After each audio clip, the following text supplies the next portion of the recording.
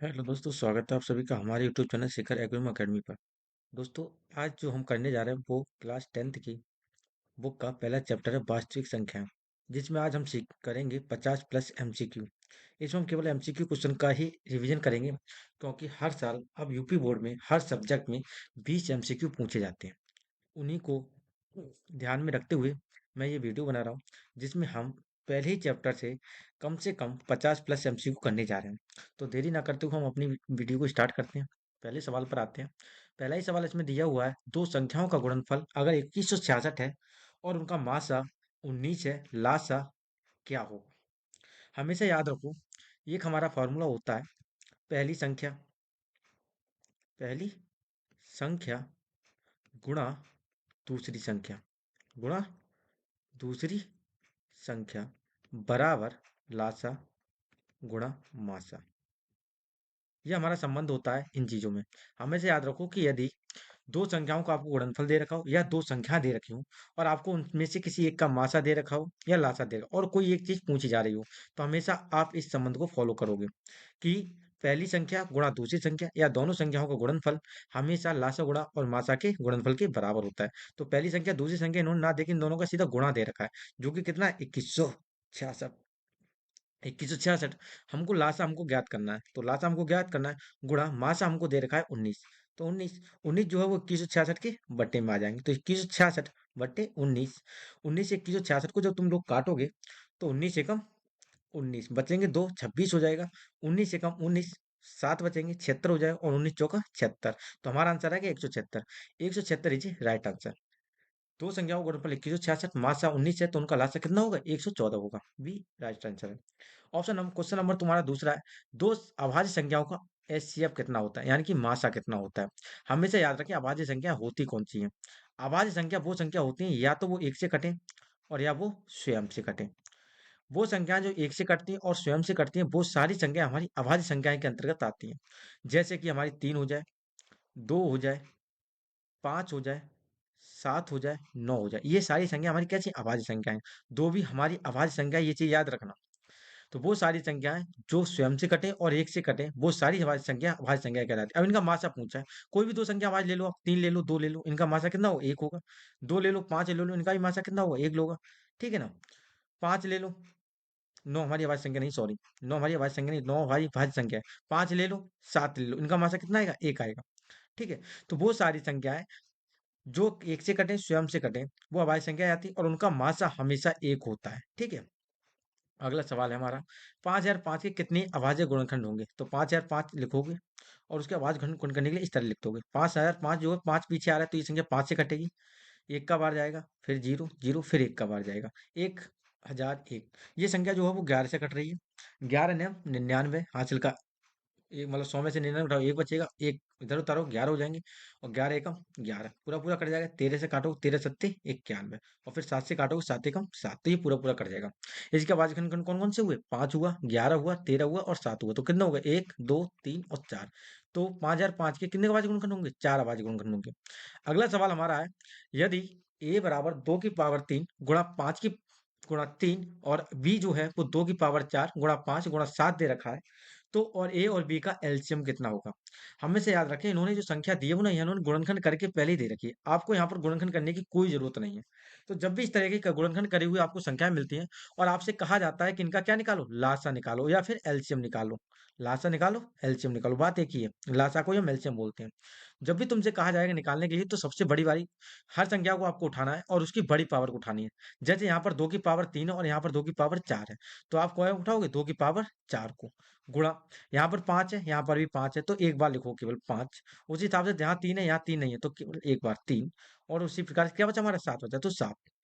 इसका गुणा कर लो, 2 की पावर जो होगा क्या होता है, 2 दूनी 4, 4 दूनी 8, 8 दूनी 16, 16 की गुणा करोगे 5 में, 16 पंजे 80।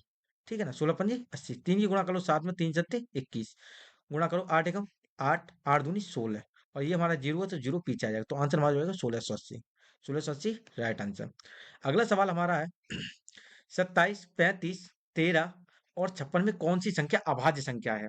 तो मैं ये चीज पहले ही बता चुका हूँ कि वो सारी संख्याएं जो एक से कटे और स्वयं से कटे वो सारी संख्या हमारी अभाज्य संख्याएं होती हैं। तो आप बात करोगे 27 की, ये 3 से कट जाता है तो ये हमारी अभाज्य संख्या नहीं है। 35 5 से कट जाता है, 7 से कट जाता है, ये अभाज्य संख्या नहीं है। 13 13 1 से कटता है और स्वयं से कटता है 13 से, और किसी संख्या से नहीं कटता, तो ये राइट आंसर, ये अभाज्य संख्या है। 56 तुम्हारा 2 से कट जाएगा, 8 से कट जाएगा, 7 से कट जाएगा, तो ये भी अभाज्य संख्या नहीं है। आगे चलते हैं। दो संख्याओं दो लगातार संख्याओं का एचसीएफ कितना होता है? दो लगातार संख्याओं का एचसीएफ क्या होगा? तो दो लगातार संख्या कोई सी भी ले लो, जैसे मैंने एक 4 ली, 4 के बाद क्या आएगा? 5, तो इनका एचसीएफ कितना आएगा? मासा कितना आएगा? 1 आएगा। मासा कितना आएगा? 1 आएगा। कोई और संख्या ले ली, 9 उठा ली, 10 उठा ली, इनका मासा कितना आएगा? 1 आएगा। आप कोई भी 15 और 16 ले लीजिए, कितना आएगा? 1 आएगा। तो हमेशा दो लगातार संख्याओं का जो एचसीएफ होता है वो कितना होता है? 1 होता है। ठीक है। अगला सवाल है, सबसे छोटी भाज्य संख्या और सबसे छोटी अभाज्य संख्या का एचसीएफ कितना होगा? तो अभाज्य संख्याओं को मैं पहले ही डिफाइन कर चुका हूं कि वो संख्या जो एक से कटे और स्वयं से कटे, वो हमारी अभाज्य संख्या होगी। और भाज्य संख्या वो संख्या होंगी जो तुम्हारी इनके अलावा किसी अन्य से भी कट जाए, किसी अन्य से भी कट जाए। तो सबसे छोटी भाज्य संख्या कौन सी होती है? सबसे छोटी जो भाज्य संख्या है वो है हमारी 4, और सबसे छोटी अभाज्य संख्या जो है वो हमारी है 2। इनका गुणा पूछा है, कितना होता है? सॉरी, गुणा नहीं पूछा है, इन्होंने पूछा है कि सबसे छोटी अभाज्य संख्या और सबसे छोटी भाज्य संख्या का, सॉरी, सबसे छोटी भाज्य संख्या और सबसे छोटी अभाज्य संख्या का एचसीएफ कितना होगा? तो सबसे छोटी जो है हमारी संख्या भाज्य वो 4 है, और अभाज्य जो है वो 2 है। इनका जब मासा निकालोगे तो कितना आएगा? 2 आएगा। तो 2 हमारा क्या है? Right answer. अगला सवाल।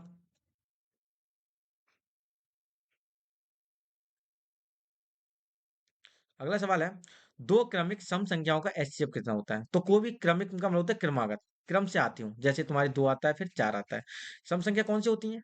सम संख्या वो सारी संख्याएं जो 2 से विभाजित हो जाए, जो 2 से पूरी पूरी कट जाए, वो हमारी सम संख्या हो जाती है। तो उनका मासा कितना होगा?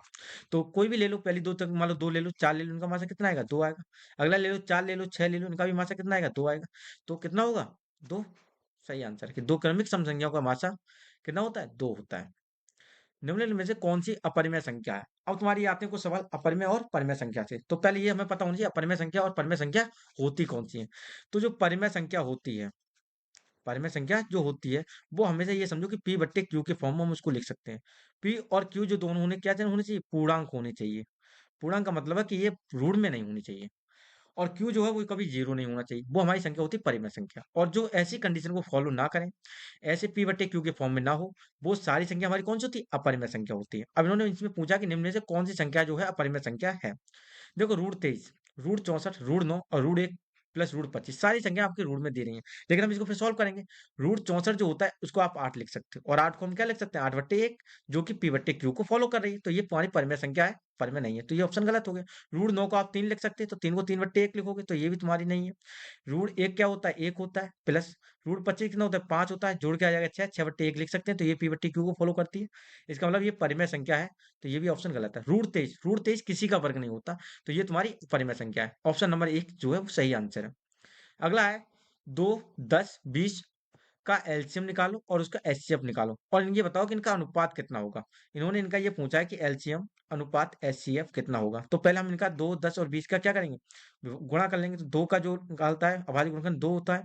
10 को तोड़ोगे तो 2 गुणा 5 में तोड़ोगे, और जब हम 20 को तोड़ते हैं तो 2 की पावर 2 और गुणा 5 में तोड़ेंगे। 2 दूनी 4 और 4 पंजे 20। अब इनका एलसीएम होगा। मैंने कहा एलसीएम में क्या करते हैं? सबसे बड़ी पावर को लेते हैं, तो 2 की पावर 2 हो जाएगी, 2 की पावर 2 और गुणा 5, ये तुम्हारा एलसीएम हो गया। एचसीएम में क्या करते हैं? सबसे छोटी पावर, और जो सभी में होनी चाहिए, वो क्या है? सभी में 2 है और कुछ भी नहीं है, तो 2। इनका गुणा करो, 2 दूनी 4 और गुणा 5, 4 पंजे 20, तो 20 अनुपात 2, 2 से काट दो, 2 एकम 2 और 2 ढाई 10। तो इसका जो आंसर आ जाएगा 10:1, 10:1। सी ऑप्शन जो है हमारा वो सही आंसर है। अगला सवाल, 65 और 117 का एचसीएफ जो है वो 65 m 117 है, या इसके हम रूप में लिखते हैं। तो m जो मान है वो क्या होगा? m की वैल्यू उन्होंने पूछी है। 65 और 117 का एचसीएफ हम अपनी तरफ से निकाल लेते हैं, क्या होता है? तो 65 और 117 का हम पहले क्या करेंगे? अभाज्य गुणनखंड करते हैं। 65 को तुम करोगे तो 5 से काटो, 5 एकम 5 और 5 तियां 15, 13 से पूरा पूरा कट जाएगा। उसके बाद 117 के गुणनखंड कर लो, 117 के 5 से काटो, सॉरी 5 से तो ये कटेगा नहीं, 3 से काटो, 3 से काटो, 3 तियां 9, ये 117 को काटो, 3 से काटो, 3 से काटो, 3 तिया 9, 3 9 27, फिर 3 से काट दो, 3 एकम 3, 3 तिया 9, फिर 13 से। इसका मतलब इसका जो आएगा 65 के बराबर, इसके गुणनखंड होंगे 5 गुणा 13, और 117 के जो गुणनखंड होंगे वो होंगे 3 की पावर स्क्वायर गुणा 13। तो इसका जो माचा होगा वो कितना होगा, 13 होगा। और यही इन्होंने दे रखा है 65m-117, तो यानी कि 65m-117 की वैल्यू जो है वो हमारी 13 है। बराबर कितना है, 13 है वैल्यू। तो 65m बराबर 117 इधर आके ऐड हो जाएंगे, 117 में जब 13 जोड़ोगे आप तो कितना हो जाएगा, 130।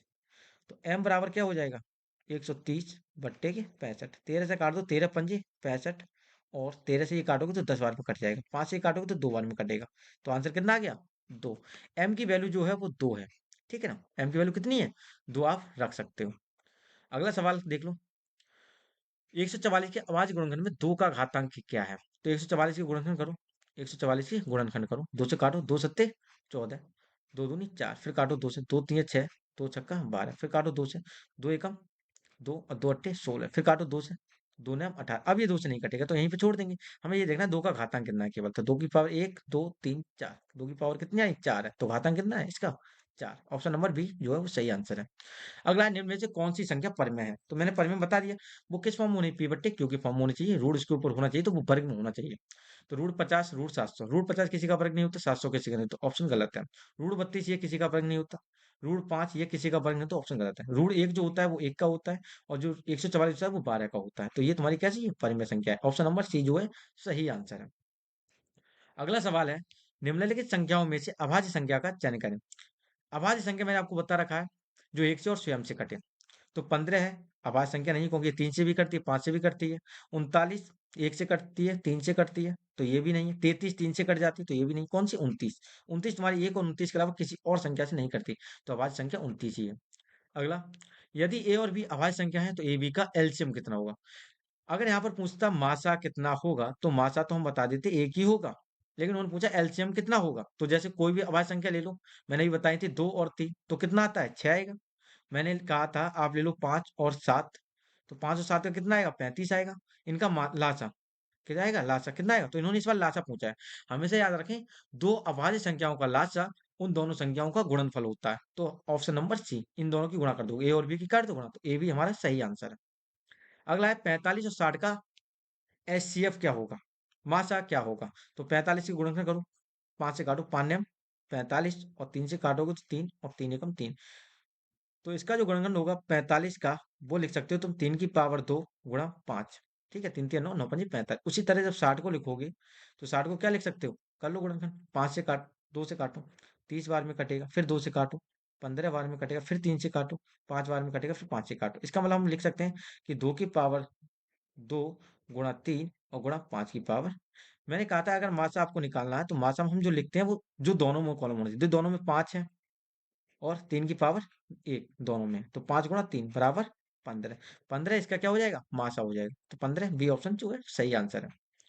अगला सवाल है, निम्न में से कौन अभाज्य संख्या है। अभाज्य संख्या जो खुद से कटे और एक से कटे। 91 13 से कट जाता है, 7 से कट जाता है, तो ये तो होगी नहीं। 213 ये 3 से कट जाए, 3 7 21, और 3 एकम 3, तो ये भी अभाज्य संख्या नहीं। 41 तुम्हारा है, नहीं कटता। तो 501 3 से कट जाएगा, ठीक है ना, 301 501 जो है वो 3 से कट जाएगा, तो ये भी तुम्हारी अभाज्य संख्या नहीं है। 3 से काट कर देख सकते हैं आप। 41 जो है वो तुम्हारी 1 से कटेगा, और 41 के अलावा किसी से नहीं कटेगा। ऑप्शन नंबर सी जो है वो राइट आंसर है। अगला है पाई/3 क्या है। ये अपरिमेय संख्या है कि परिमेय संख्या, या दोनों है, या इनमें से कोई नहीं। हमेशा याद रखो, जब भी तुमसे पाई कहा जाए, तो पाई जो है हमेशा अपरिमेय संख्या है। कौन सी संख्या है, अपरिमेय संख्या है। पाई हमेशा कौन सी संख्या, अपरिमेय। लेकिन मैं कहूँ पाई का मान कितना होता है, पढ़ा होगा आप लोगों ने मैथ में, 22/7। ये हमारी परिमेय संख्या है। ये कैसी संख्या है, परिमेय संख्या।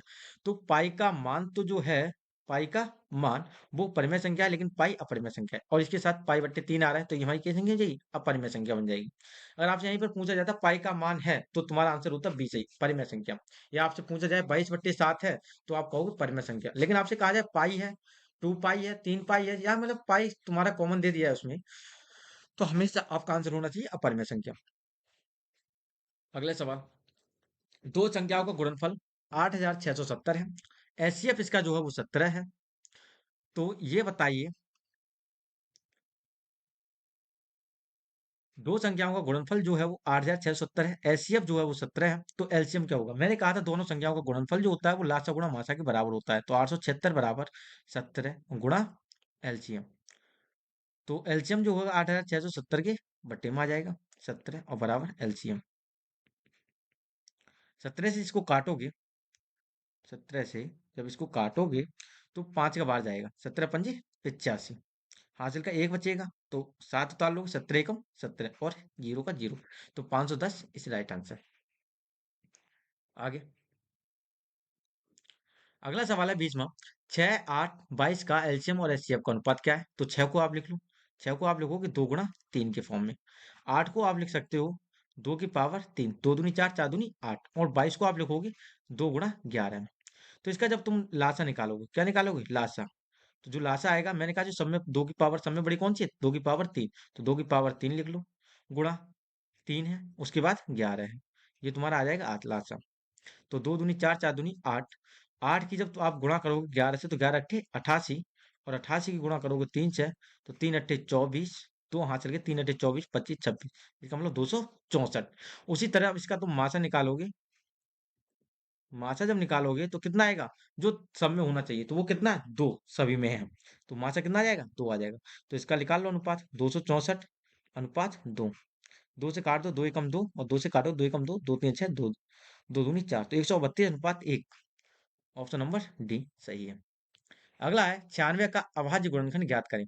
तो 96 की जब अभाज्य गुणनखंड कर लो आप, 2 से काटो, 2 3 6, 2 अट्ठे 16, फिर काटो 2 से, सॉरी 2 से काटो, 2 चौक 8 और 2 अट्ठे 16, उसके बाद 2 से फिर काटो, 2 दूनी 4, 2 चौक 8, फिर 2 से काटो 12 बार में, फिर 2 से काटो, 2 छक्का 12, फिर 3 से काटो, फिर 2 से काटो और 3, और फिर 2 3 का एक बार।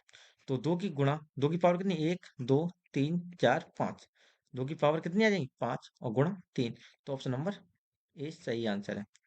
ठीक है। 32 की आवाज गुणनखंड ज्ञात करो। तो 32 को तुम करोगे 2 से, 2 कम 2, 2 छक्का 12, फिर काटो 2 अट्ठे 16, 2 से काटो 4 बार में, फिर 2 से काटो 1 2 बार में, फिर काटो 2 से 1 बार में, तो 2 2 2 3 4 5, 2 की पावर 5, राइट आंसर। अगला है 7 + 3√2 क्या है? मैंने कहा था जिसमें भी रूट में वैल्यू दे रखी है वो हमेशा अपरिमेय संख्या होगी। रूट 4 होता तो परिमेय बन जाती, क्योंकि ये 2 का वर्ग होता है, रूट हट जाता है हमारा। तो ये कैसी संख्या है? अपरिमेय संख्या है। अगला सवाल है निम्न में कौन सी परिमेय संख्या है? परिमेय संख्या देखो, √7 अपरिमेय है, क्योंकि ये किसी का वर्ग नहीं होता, √7 किसी का वर्ग नहीं होता, √11 किसी का नहीं होता, लेकिन √9 को आप 3 लिख सकते हो, तो वर्ग हट जाएगा, रूट क्या हो जाएगा? हट जाएगा। तो सी जो है परिमेय संख्या है। अगला सवाल है 0 और 50 के बीच विषम संख्याओं की संख्या कितनी है? विषम संख्या है, आपको पता ही है कि सम संख्या वो संख्या होती है जो 2 से कटे, और विषम संख्या वो संख्या होती है 2 से ना कटे। तो हर एक संख्या के बाद ये रिपीट होती रहती है। जैसे मैं कहूँ 10 तक कितनी विषम कितनी सम आएंगी? तो आधी आधी, आधी सम आएंगी आधी विषम आएंगी, ये चीज याद रखना। तो इन्होंने पूछा 50 तक, तो 50 तक 25 संख्याएं ऐसी होंगी जो सम होंगी, और 25 संख्याएं ऐसी होंगी जो विषम होंगी, क्योंकि हर एक संख्या बाद से रिपीट होती है। तो ऑप्शन नंबर बी सही आंसर है। कौन सा सही आंसर? Option number B. अगला है 0 और 100 के बीच विषम संख्या कितनी है? तो 100 के बीच में कितनी होगी? 50 सम 50 विषम, ऑप्शन नंबर बी इसमें भी सही है। 0 से 25 के बीच, 25 की आधी होती है कितना? कब्जे मत करना 12.5, क्योंकि 25 में 25 भी काउंट हो रहा है, तो ये कितनी संख्या हो जाएंगी? 13 संख्या हो जाएंगी, ठीक है ना। 24 तक 12 बनेंगी, और 24 में 25 भी आपका काउंट होगा विषम संख्या में, तो 13 संख्या है। 5 15 20 एलसीएम और एचसीएफ का अनुपात ज्ञात करें। तो 5 का एलसीएम, 5 का गुणन करो 5 आएगा। 15 को कैसे लिख सकते हो? 5 गुणा 3 में, और 20 को कैसे लिख सकते हो? 2 की पावर 4 गुणा, वो सॉरी 2 की पावर 2 गुणा 5, 2 दूनी 4 गुणा 5, तो इसका जो एलसीएम आएगा, एलसीएम वो कितना आएगा? 2 की पावर 2 गुणा 3 गुणा 5, जो कि कितना होगा? 2 दूनी 4, 4 5 20 होती है 60, और जो इसका एचसीएफ आएगा जो दोनों सब में होना चाहिए कौन, वो कितना है? 5 है, तो कितना हो जाएगा? 60 अनुपात 5, 5 से काटो 5 एकम 5, और 12 से 12 पंजे 7, तो 12 अनुपात 1, ऑप्शन नंबर ए सही आंसर। अगला सवाल है निम्नलिखित संख्याओं में से परिमेय संख्या का पहचान करें। देखो √5 किसी का वर्ग नहीं, √5 किसी का वर्ग नहीं, √3 किसी का वर्ग नहीं, लेकिन √25 जो है उसको हम 5 लिख सकते हैं, तो ऑप्शन नंबर डी परिमेय संख्या है। अगला है निम्न संख्या में कौन परिमेय संख्या नहीं है? परिमेय संख्या नहीं है, ये ध्यान रखना। रूट 49 होता है, 7 का वर्ग होता है, तो ये नहीं होगी। रूट एक जो होता है वो 1 का ही होता है, तो ये भी नहीं होगी। रूट 16 होता है, वो कितने का होता है, 4 का होता है, तो ये भी नहीं। लेकिन रूट 3 किसी का नहीं होता, तो ये सही आंसर, ये परिमेय संख्या नहीं है। अगला सवाल है, निम्नलिखित संख्याओं में कौन परिमेय संख्या नहीं है? फिर से वही, 625 जो होता है वो कितने का वर्ग होता है, 25 का वर्ग होता है, तो ये भी गलत है। 225 जो होता है 15 का वर्ग होता है, ये भी गलत। 81 जो होता है वो 9 का वर्ग होता है, ये भी गलत है। 125 किसी का वर्ग नहीं होता, तो ये तुम्हारी परिमेय संख्या नहीं। ऑप्शन नंबर डी जो है गलत आंसर है। दो संख्याएं हमको दे रखी हैं, ए और 18 का, जिसका लासा है 36 और एचसीएफ है 2। तो ए का मान बताइए। मैंने कहा था भाई कि पहली संख्या गुणा दूसरी संख्या आप कर लोगे तो लासा गुणा मासा आता है। तो ए बराबर क्या हो जाएगा, 36 गुणा 2/18। 18 से काट दो, 18 दूनी 36, 2 दूनी 4, तो 4 है जी right answer, option number C सही आंसर है। अगला सवाल, यदि पी और क्यू दो अभाज्य संख्याएं तो उनका मासा कितना होगा? तो मैंने बता दिया, अभाज्य संख्याएं अगर हैं उनका मासा सदैव एक होता है, तो ऑप्शन नंबर बी सही आंसर है। सबसे छोटी अभाज्य संख्या और सबसे छोटी भाज्य संख्या को गुणनफल क्या होगा? तो ये तो अभी हो चुका था, लेकिन वहां पर क्या पूछा था, मासा पूछा था, यहाँ पर गुणनफल पूछा है। तो सबसे छोटी अभाज्य संख्या कौन सी है, 2 है। और सबसे छोटी भाज्य संख्या कौन सी है, 4 है। इनका गुणनफल कितना हो जाएगा, 4 दूनी 8, ऑप्शन नंबर डी सही आंसर। किसी पूर्णांक m के लिए सम संख्या का रूप क्या होता है? पूर्णांक मैंने कहा था एक से लेके, पूर्णांक जो होते हैं वो एक से लेके पूर्णांक जो है दो प्रकार के होते हैं, ऋणात्मक पूर्णांक और धनात्मक पूर्णांक। यहाँ पर हम केवल धनात्मक पूर्णांक की बात करेंगे, ये याद रखना। तो धनात्मक पूर्णांक जो है एक से लेके आपके कहाँ तक है, 1 2 3 4, ये डॉट डॉट संख्या ये चलती रहेंगी, ये सब हमारे क्या है, पूर्णांक है। तो एक की कोई भी वैल्यू रख लो, यहाँ पर एक रख के देख लेते हैं। अगर मैं यहाँ पर में एक की वैल्यू रखूं तो इसका मान कितना आएगा, 2 आ जाएगा, इसका 1 आएगा, इसका 1/2 आएगा, और इसका 1 बट्टे सॉरी 2/3। तो इसमें से सम संख्या कौन सी है, ऑप्शन नंबर ए सही आंसर है। अगला, निम्न में से कौन सी संख्या परिमेय संख्या है? तो परिमेय संख्या के लिए देखो, रूट 2 रूट 3 किसी का वर्ग नहीं होता। रूट 64 कितने का होता है, 8 का। रूट 9 ये 81 कितने का होता है, 9, तो ये तुम्हारी है। रूट 21 किसी का नहीं होता। रूट 2 3 किसी का नहीं होता। अगले सवाल पर आते हैं। यहाँ पर पूछा है, निम्न में से कौन सी संख्या अभाज्य संख्या है? तो अभाज्य संख्या जो एक से और स्वयं से कटे। 69 3 कट जाता है। 81 भी तुम्हारा कट जाता है, तो ये भी नहीं होगा। 51 भी 13 7 51 होता है, ये भी नहीं कटेगा। तो 61 तुम्हारी कैसी अभाज्य संख्या है। आगे आओ। ये कह रहा है दो परिमेय संख्याओं के बीच कितनी परिमेय संख्या हो सकती हैं? जैसे मान लो एक परिमेय संख्या हमारी एक है और एक हमारी 2 है। इनके बीच में आप कहोगे 1/2 भी हो सकता है, 1/3 भी हो सकता है, 1/4 भी हो सकता है, 1/5 भी हो सकता है, 1/6 भी हो सकता है, और ये चलती रहेंगी, ये खत्म नहीं होने वाली। तो दो परिमेय संख्याओं के बीच में हमेशा याद रखो अनंत में होती है, बहुत सारी है। ठीक है, तो ये हमारा अनंत सही है। अगला है, निम्नलिखित में से कौन अपरिमेय संख्या है? तो इसमें से कौन सी ऐसी संख्या है जो अपरिमेय है? अपरिमेय, भाई देखो, जीरो तो गिनेंगे नहीं, काउंट नहीं करेंगे। एक तुम्हारा एक होता है, रूट 1 का मतलब भी एक होता है, तो ये तो तुम्हारी परिमेय है। लेकिन रूट 2 परिमेय संख्या है। अगला है 5 रूट 2 क्या है? तो रूट 2 आ गया, ये किसी का वर्ग नहीं होता, तो क्या है ये, अपरिमेय संख्या। अगला है, दो या दो से अधिक अभाज्य संख्याओं का एचसीएफ क्या होता है? तो दो हो या दो से अधिक हो, हमेशा मैंने कई बार ये क्वेश्चन आ चुका अब, कि दो या दो से अधिक अभाज्य संख्याओं का एचसीएफ हमेशा एक होता है।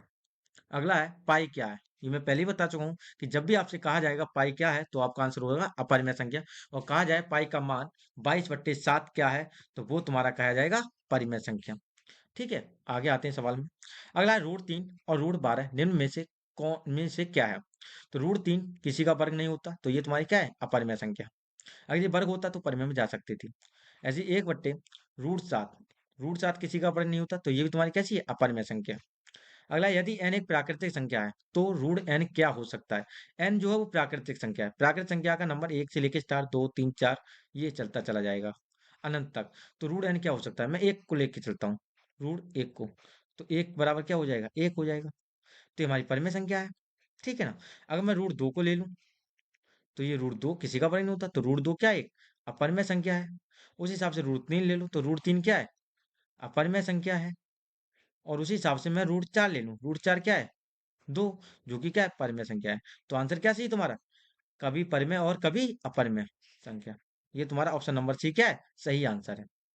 यदि सबसे छोटी पूर्ण वर्ग संख्या जो 16 20 और 24 से पूर्णतः भाज्य हो, वह संख्या क्या है? देखो, उन्होंने पहली बात तो यहाँ ऑप्शन से हम सॉल्व करेंगे। इन्होंने कहा सबसे छोटी पूर्ण वर्ग संख्या, तो वो वर्ग होना चाहिए किसी ना किसी का।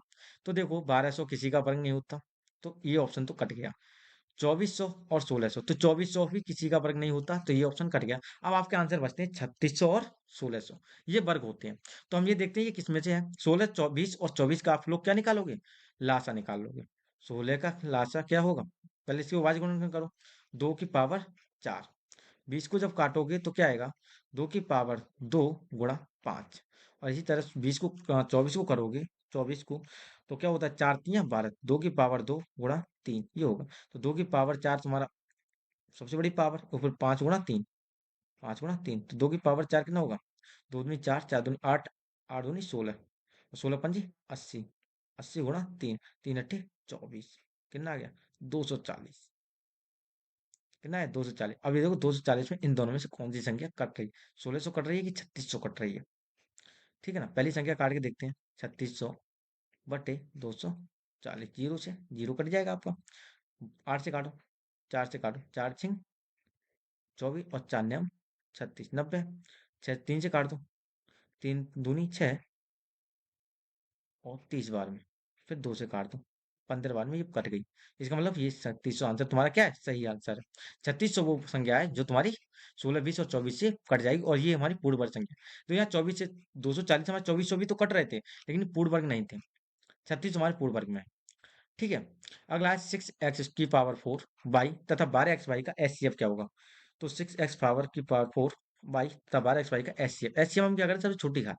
तो एक्स और वाई में सबसे छोटी बात यहाँ पर एक्स है और यहाँ पर वाई है, तो एक्स वाई तो आ ही जाएगा। तो एक्स वाई किस किस में है, जिसमें वो आंसर हो जाए, एक्स वाई केवल हमारा किस में है, ऑप्शन नंबर बी में, वही आंसर हो गया। हालांकि देखो 6 से 6 भी कट रहा है, 6 से हमारा 12 भी कट रहा है, 6 तो सभी में है, तो एक्स वाई को देख हम आंसर लगा सकते थे। अगला है √10 और √15 किसके बराबर होगा। √10 को आप जब लिखोगे ना, पहली बात तो ये गुणा में है दोनों, तो जब गुणा में जो होता है ना, तो सभी के ऊपर रूट चढ़ा दो, तो रूट गुणा √15 दोनों पे चढ़ा दो। ठीक है ना। अब जब रूट तुम दोनों पे चढ़ाओ, तो √10 को आप लिख सकते हो 5 × 2 के रूप में, और 15 को आप लिख सकते हो 5 × 3 के रूप में, और इसके ऊपर रूट चढ़ा हुआ है। जो 5 × 5 होता है 25, जो कि तुम्हारा 5 बाहर आ जाएगा, और रूट के अंदर कितना रह जाएगा, 2 × 3, 2 × 3 कितना होता है 6, तो 5√6 आप लिख सकते हो। ऑप्शन नंबर सी है जो सही आंसर है। अगला है, यदि ए और बी अभाज्य संख्या है तो लासा कितना होगा। मैंने कहा यदि ए और बी अभाज्य संख्या है तो लासा हमेशा दोनों संख्याओं का गुणनफल होता है। इन दोनों के आप गुणा कर दीजिए, ए और बी, और मासा मैं पूछता तो 1 हो जाता। ठीक है। अगला सवाल है, 6 अभाज्य संख्याओं का मासा कितना होता है। अभाज्य संख्या आ जाए चाहे 6 अभाज्य संख्या आ जाए, इनका मासा सदैव कितना होता है, 1 होता है। ठीक है, ये चीज याद रख लीजिए। यदि m एक धनात्मक पूर्णांक है तो धनात्मक विषम पूर्णांक का रूप क्या होगा। m हमने मान लिया एक धनात्मक पूर्णांक है, कोई भी 1, 2, 3, 4, 5 हो सकता है, और हम इसको धनात्मक विषम मानते हैं। इनमें से अगर कौन सी वैल्यू जो विषम में आ जाएगी, मैं m की वैल्यू अगर धनात्मक पूर्णांक है तो 1 रख के देख रहा हूँ। 1 अगर मैं यहाँ रखूंगा तो 4 × 1 = 4 और 4 × 2 = 6 आता है, जो कि सम संख्या है। यहाँ मैं रखूंगा तो 4 × 4, 4 और 4 कितना आएगा, 8 आएगा, जो कि सम संख्या है। यहाँ रखूंगा मैं 4 × 4 और 4 और 1 कितना आ जाएगा, 5। तो ये हमारी विषम संख्या है, तो ऑप्शन नंबर सी सही है। आप 2 रख के देख लीजिए, यहाँ रखोगे 2 तो 4 दूनी 8, 8 और 2 10। यहाँ रखोगे 4 दूनी 8, 8 और 4 12, और यहाँ रखोगे 2, 4 दूनी 8 और 1 9, तो 9 तुम्हारी क्या है, विषम संख्या है, तो ये ऑप्शन नंबर सी तुम्हारा क्या है, सही आंसर है। अगला है, निम्न में से कौन सा अपरिमेय संख्या है, तो जो रूढ़ में हो। जो √100 हमारा कितने का होता है, 10 का होता है, तो ये परिमेय है। √4 2 का होता है, ये भी है। √16 4 का, √25 5 का, तो ये भी कौन सा सही है, √17, ऑप्शन नंबर ए सही है। अगला सवाल है कि किसी पूर्णांक p के लिए प्रत्येक समपूर्णांक का रूप है, तो पहले भी आ चुका है। पूर्णांक आप p मान लेते हैं, p की वैल्यू हम 1, 2, 3, 4 कुछ भी रख के देख लीजिए आप। तो मैं अगर 1 रखता हूँ p की वैल्यू, तो मैं यहाँ 1 रखता हूँ तो 2 1 का कितना हो जाएगा, 3, जो कि हमारी क्या आती है, विषम, और हमको क्या चाहिए, सम चाहिए। तो ये हमारा ऑप्शन गलत है। यहाँ रख दोगे 1, तो यहाँ तो पहले से ही है p, तो ये तो ऑप्शन गलत ही हो गया। यहाँ पर रखोगे तो 1 और 1 कितना हो जाएगा, 2 हो जाएगा, और यहाँ रखोगे तो कितना आएगा, 2 है, तो यहाँ पर 2 ऑप्शन आपको मिल गए। ये भी सही हो सकता है, ये भी सही हो सकता है। अब p की वैल्यू 2 रख के देख लीजिए, तो यहाँ जब 2 रखोगे तो 2 और 1 कितना हो जाएगा, 3 हो जाएगा, और यहाँ रखोगे 2 दूनी 4 कितना हो जाएगा, 4। ये देखो दोनों बार सम आया, और ये देखो विषम आ गया, तो ऑप्शन नंबर सी भी कट गया। ऑप्शन नंबर डी सही आंसर है। निम्नलिखित में से कौन अभाज्य संख्या है। इसका आंसर आप कमेंट में बता दीजिए कि 15 से होगा, 23 से होगा, या 12 से होगा, या 75 से होगा। ठीक है। आगे ऐसी वीडियो देखने के लिए आप चैनल को सब्सक्राइब कर लीजिए। बहुत ही जल्द इसका पार्ट 2 और यार नेक्स्ट चैप्टर की जो वीडियो है वो बहुत ही जल्दी आपको 50+ MCQ की मिलने वाली है।